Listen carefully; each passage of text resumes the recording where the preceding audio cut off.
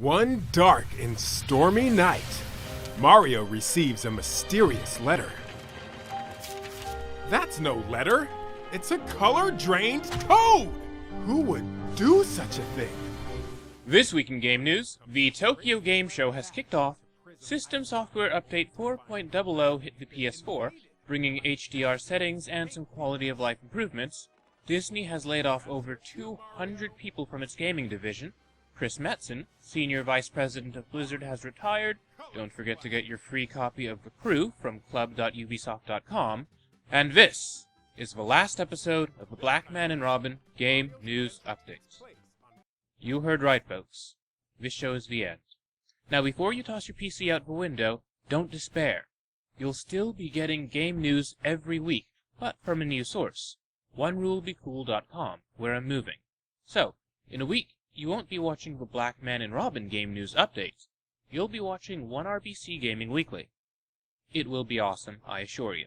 How awesome? Well, it'll be 2 minutes longer than this show, so that's at least 120 extra seconds of awesome.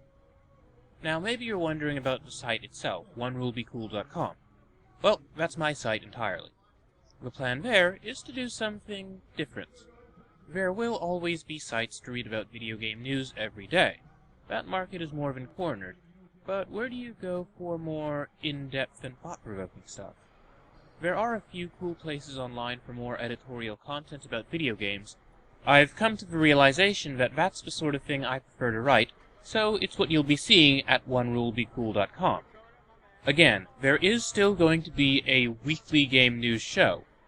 That's staying intact. I've realized that this sort of show is useful for a lot of folks who don't have the time to read about game news during the week and would prefer it all in one convenient package. That said, this move will enable me to do much more for you, the audience. Additionally, I'm currently producing a new show, the first season of which is being written and such right now, and you can expect to see it later this autumn. What I'll say about it is that it's a sort of breakdown of what makes games good, and it goes into what other developers can learn from other games. So for those of you who've been watching, I'd like to say thank you. It's because of you that this show lived to the ripe old age of 85 episodes. And it's because of your support that it has grown and improved, and you can rest assured that things will just keep getting better. For now, remember, there's just one rule. Be cool. I've spent 5 years here at Black Man and Robin. Here I am in 2011, conducting my very first interview at the New York Comic Con. So when did you guys open up? The game opened, the company? Yeah. The company opened up in 2009, 2000. after Ensemble Studios closed down. Oh, yeah. We're all from Ensemble Studios. Oh, yeah, the guys behind Age of Empires, right? Yes, all of us did those games. And there's some new employees too since then. Very nice. That's like the game of my childhood. First off, you might know Danny O'Dwyer. Oh, hey friend, how you doing? Thanks for coming out to visit me. I really appreciate it. It's like what they say, it's not till you quit your job that you realize who your real friends are. So He's responsible for the show The Point over at GameSpot. At least, he was. This week he announced that he was going independent with a little thing called NoClip, which will be a game documentary series that takes a look behind the scenes of gaming. Oh, and it's totally crowdfunded. He's aiming to go totally ad-free. That's super cool. I'm sharing this with you because, well, it's funny timing. Both of us are game journalists, and we're both going independent. Also, he's done some really good work on The Point, and I'm looking forward to seeing his gaming documentaries. If you want to back NoClip, you can check out his Patreon at patreon.com/Danny O'Dwyer. plus, if you're a patron, you'll get access to much more. Patrons will get access to heaps of extra content, including exclusive behind-the-scenes episodes, patron-only chat rooms, exclusive Q&As, unedited cuts of interviews, production credits, and more. And the more pledges we get, the further we can travel, the longer we can stay, the more sick music I can license, and the more we can put towards accessibility initiatives, such as translations for international viewers and subtitles for hearing-impaired gamers. So if, like me, you think that games coverage should be more than just a race for views, then help me do this. Help me build NoClip, and we'll create a vault of amazing video game documentaries that we can all be proud of. Thanks for your time. See you soon, patrons. In virtual reality news, at TGS this week, MSI unveiled the VR1, which is a backpack computer meant for virtual reality gaming. The device weighs about 8 pounds and features a GTX 1070 GPU and a Core i7 CPU. As you may guess, it's not the most fuel efficient, as MSI is promising about an hour and a half of VR gaming on battery. However, you will be able to hot swap batteries, so if you're running out of power, you can pull out one of the batteries and replace it with a full one without turning off the device. Personally, I love the idea of this. One of the biggest constraints to room-scale VR right now is the tether, or the wire that connects the headset to your computer. It has a bad tendency to get in the way of users. Now, admittedly, this fulfillment of the VR backpack concept does look a little goofy. The aggressive visual design of the device doesn't help either. Give me a beige box any day of the week, but overall, it's something I'd definitely like to try out. At current, there's no word on pricing or a release date. I'm expecting it to be expensive and delayed, but hey, that's just me. Once deployed, the expansive command deck of your Cobra tank offers unrivaled battlefield awareness and deep... In other virtual reality news, we got an interesting tidbit of information from the Tokyo Game Show this week about the PlayStation VR. Specifically that the demo disc that's shipping for VR will contain a number of demos. 18 to be specific, and they are Allumette, Battlezone, Drive Club VR, Eve Valkyrie, Nog, Harmonix Music VR, Headmaster, Here They Lie, Job Simulator, PlayStation VR World, Resident Evil 7, Rez, Infinite, Riggs, Thumper, Tumble VR, Until Dawn, Rush of Blood, Wayward Sky, and Within. The PlayStation VR is set to be released October 13, 2016 for the PlayStation 4. In case you don't know what that is, the PSVR is essentially Sony's virtual reality headset. It'll set you back about $300 and promises to fully immerse you in a number of games. Having used the PlayStation VR myself, I must say that I'm pleasantly surprised by the device. Not only is it very comfortable, but it works very well for a console VR solution. It's a well-developed piece of machinery, and worth picking up if you're looking to get into virtual reality on your PS4. In Pokemon Go news this week, the Pokemon Go Plus was released and it's getting a lot of hate. Now in case you didn't know, the Pokemon Go Plus, or PGP, is an accessory for Pokemon Go that's supposed to alert you to the presence of Pokemon without the need to look down at your smartphone. You can press a little button on the device, and boom, you catch a Pokemon. At least, that's what it's supposed to do. In reality, however, the device just isn't very useful. What players have discovered is that it can only be used to toss ordinary Pokeballs. Master and Ultra Balls just aren't supported for some reason. What's more, Pokemon are more likely to run away when you're using the PGP, and to top it all off, you can only catch Pokemon that you've caught before. So if you're looking to build up your Pokédex, this device isn't for you. Personally, what disappoints me the most is that you still need to have Pokemon Go running on your phone, eating through your battery. I can think of better ways to spend $40, frankly. In other Pokemon Go news, the buddy system has finally come to the game. After a notably slow rollout, the update's now available for all players of the game. Unless, that is, you've been playing on a rooted device. In case you didn't know, a rooted device is an Android device that's been modified on a software level so that the end user has access to the file system's root, thus allowing the user to make changes. So let's say that the company that created your phone has loaded it with all sorts of junk. Rooting your phone will allow you to get rid of it. Now, there are plenty of legitimate reasons to root one's phone, but Niantic has decided to block people who have rooted devices. They've not offered an explanation of why they've broken the game for their most tech-savvy users. Anyway, in case you're wondering just what the buddy system is, it allows you to assign a Pokemon as your buddy and to receive candy for said Pokemon by taking it on a walk. This feature is really valuable to players in suburban and rural regions such as myself. Case in point, I've never seen a wild Sandshrew in my area. They just don't spawn around here, but I have hatched one, with perfect IV, I might add. So now I'll finally be able to level mine up, and be the coolest guy in town when I finally have a battle-ready Sandslash. In game releases this week, Stars in Shadow went into early access on Steam, and it looks really promising. Stars in Shadow is a 4X game set, as you may rightly guess, in outer space.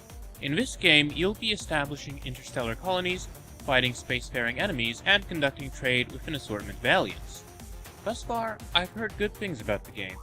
It has a nice art style and, for an early access game, it's surprisingly well developed. It's been drawing comparisons to the Master of Orion series, which, quite recently, got a fantastic new game. Now, Stars in Shadow is currently available on Steam for Windows.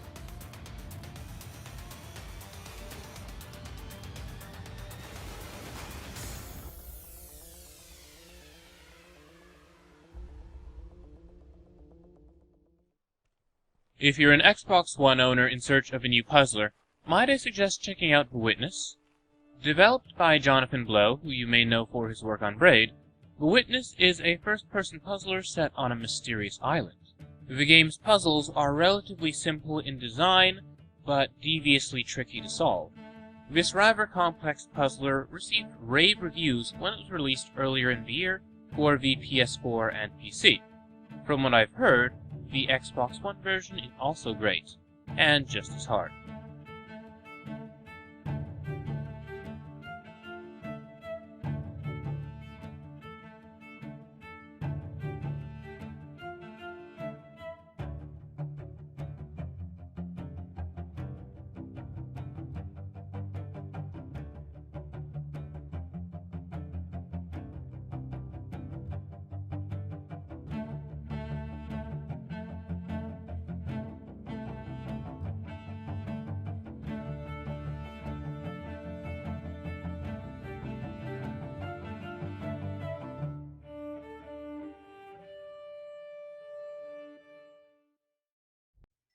Into old-school CRPGs like Ultima and Baldur's Gate?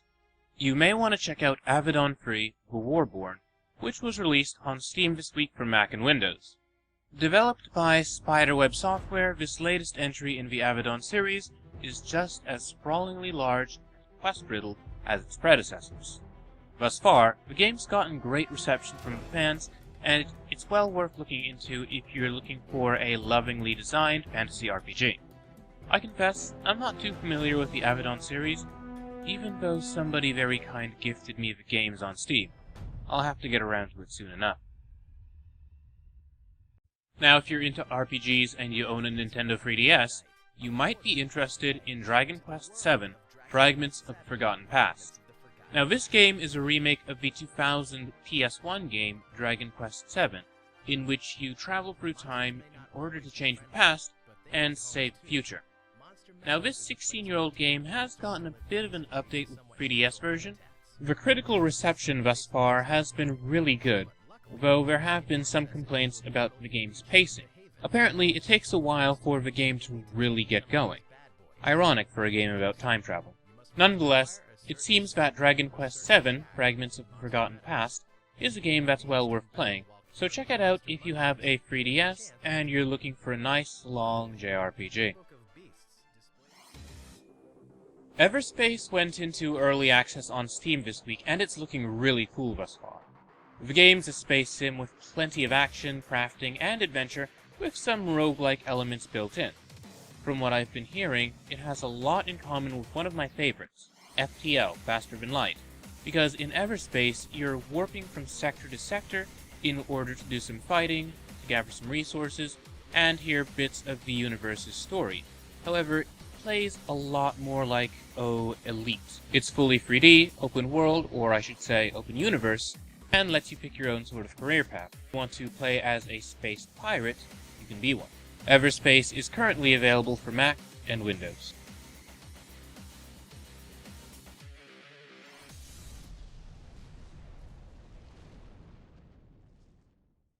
Paladins, by Smite developer Hi-Rez, has gone into open beta on Steam this week, and it looks pretty interesting. It's a free-to-play FPS that looks, well, it looks an awful lot like Overwatch, to be honest, albeit with more of a fantasy spin. Indeed, it does have a lot in common with Blizzard's beloved FPS. I mean, come on. A guy with a hook? Basically Pudge? Basically Roadhog? Come on. That said, I have been hearing good things about the game. It does have matches that run on for a bit longer, and there are options for character customization with a collectible card system, which sounds like an interesting tweak to the formula. I've not yet played Paladins, but personally I have to say that I am fond of the art style. I hope the game does enough to differentiate itself from Overwatch. Paladins is currently available for Mac and Windows. And now, for a brief word from our sponsor. Wow, somebody finally did it. And fishermen around the world say this lure will change fishing forever. You tie a line to it, you throw it in the water, you pull it, and it catches fish. It's almost like they have to eat it. That doesn't look like a fake bait. The Mighty Bite that's something. Imagine a lure that will make fish bite hard, hold on, and refuse to let go until you hook them and reel them in. Say hello to Mighty Bite. And nothing catches a fish's attention better than a wounded bait fish. And that's exactly how Mighty Bite looks, sounds, smells, tastes, and feels. That's why fish cats say no to Mighty Bite. It's better than live bait. And get the Mighty Bite fishing system now. Hey, Mighty Bite Hand 5. Woo! Oh yeah. In today's special TV-only offer, you get the original 5-cent fishing lure system, the Mighty Bite. You get 8 pre-rigged, ready-to-fish Mighty Bite lures in proven multiple sizes, shapes, and natural colors. So you're locked and loaded to catch everything from panfish to giant bass to trophy-sized saltwater game fish.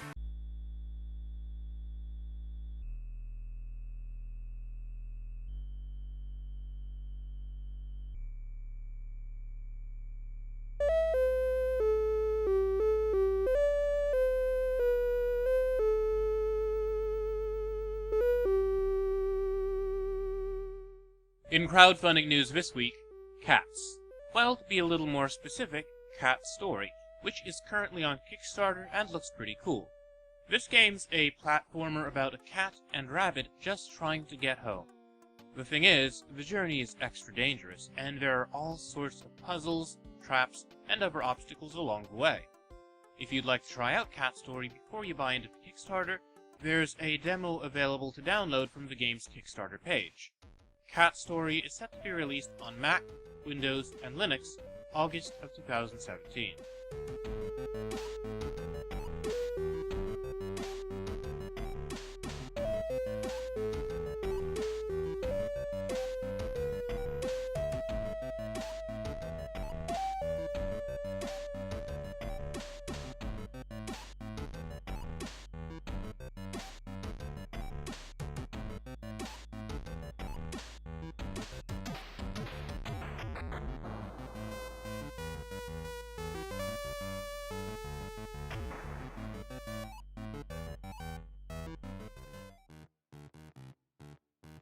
Maybe investing in things is more your style.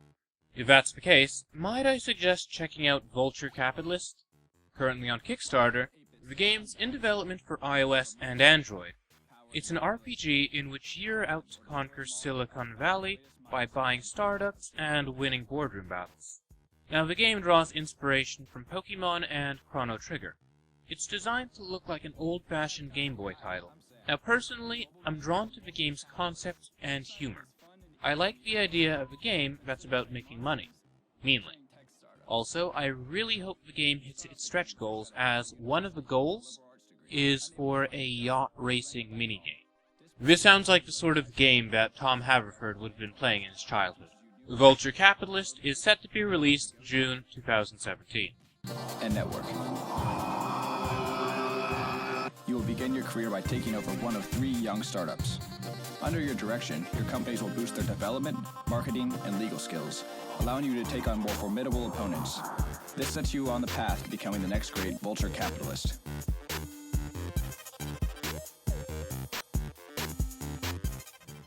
A new trailer was released for the upcoming Final Fantasy XII Zodiac Age. Set to be released in 2017 for the PlayStation 4, it's a remake of the PS2 game Final Fantasy XII. Now, in addition to improved graphics, it also has an improved job system, a trial mode, and some other tweaks to improve the overall experience. Now, regarding Final Fantasy XII itself, that's one game in the series that just didn't get the attention it deserved. It was largely overshadowed by the adorable romance that was Final Fantasy X and the MMO experience of Final Fantasy XI. Being released relatively late into the PS2 cycle didn't exactly help the game either. That's a real pity because Final Fantasy XII is one of the more original takes on the Final Fantasy universe. It takes a lot of the tried and true elements of the series, like airships and sky pirates, and it makes them feel new again. If you didn't get the chance to play Final Fantasy XII when it was originally released, you're gonna have another shot at it on the PS4 next year.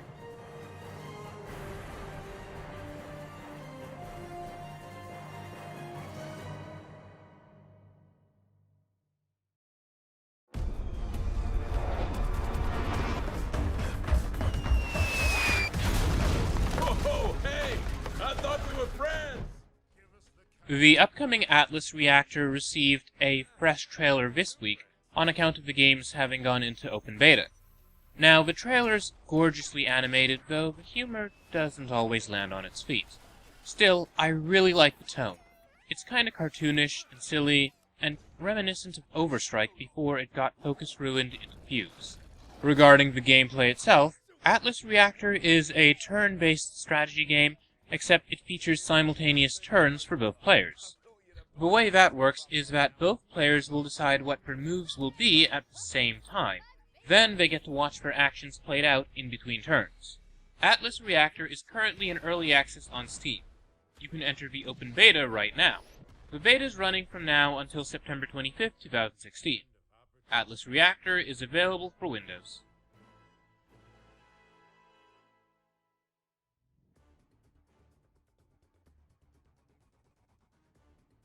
Finally, we have the latest trailer for Vertigo, a VR sci-fi game that looks really, really cool. Also, its trailer has some awesome music. Check it out.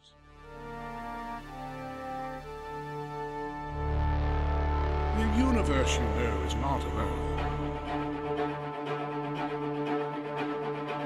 You've really had terrible misfortune to end up here. I cannot let you leave the facility. There are monsters out in the cosmos that can swallow entire stars. Inside these equations, there's a monster. Anything that strays too close will be pulled in. An anomaly of gravity so strange. Nothing is more seductive. There are monsters out in the cosmos that can swallow entire stars. That can destroy space itself, completely invisible. Anything that strays too close will be pulled in. In the last century, black holes have gone from being mathematical curiosities to real objects in the cosmos. Planck Interdimensional Energy Solutions is a bit of a dastardly corporation. There must be millions and millions of black holes. Millions and millions and millions zipping around our galaxy. Nothing there to light them up. Millions and millions of black holes. Millions and millions and millions zipping around our galaxy. Nothing there to light them up. At the heart of a large black hole is a singularity. It's a point of infinite density. The accepted laws of physics break down.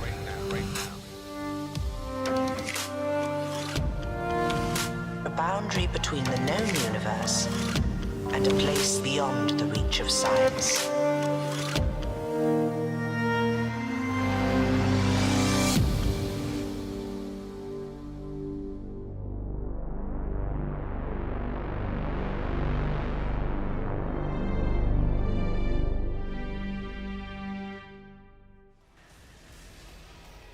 Well, that's it for the Black Man and Robin Game News Update.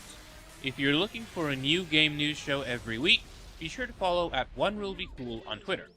Be sure to follow me at Jordan_Cameron if you're wondering what I'm up to.